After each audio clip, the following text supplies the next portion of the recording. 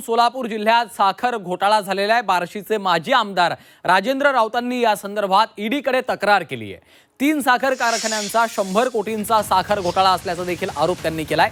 सोलापूर जिल्ह्यातील साखर घोटाळ्याविरोधात बार्शीचे माजी आमदार राजेंद्र राऊत यांनी ईडीकडे तक्रार केली आहे। सोलापूर जिल्ह्यातील 3 साखर कारखान्यांनी 100 कोटींचा साखर घोटाळा केला असून त्यावर गुन्हे दाखल झालेत। याची ईडी मार्फत चौकशी करण्यासाठी तक्रार दिलेली आहे। बार्शी, अक्कलकोट आणि सांगोला या 3 तालुक्यात हा साखर घोटाळा झाला।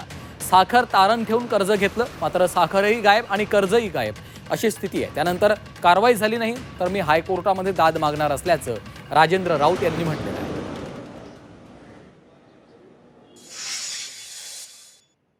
जवळपास 100 कोटीहून अधिक फौजदारी गुन्हे साखरचा अपहार झाला म्हणून झालेले।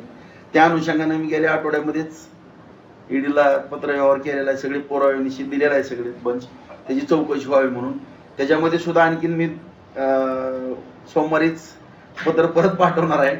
परत म्हणजे मंगळवारी तिथं पत्र माझं दुसरं स्मरणपत्र होईल, तिसरं होईल आणि त्याच्यानंतर मी मान्य उच्च न्यायालयामध्ये रिट पिटिशन आव्हान देणार त्या ठिकाणी आणि मान्य उच्च न्यायालयाला विनंती करणार आहे की तुम्ही ईडीनं ह्या बँकेची सगळी चौकशी करावी घोटाळ्याची, अशा पद्धतीचे निर्देश द्यावे अशी विनंती मी मान्य उच्च न्यायालयामध्ये याचिका दाखल करून करणार।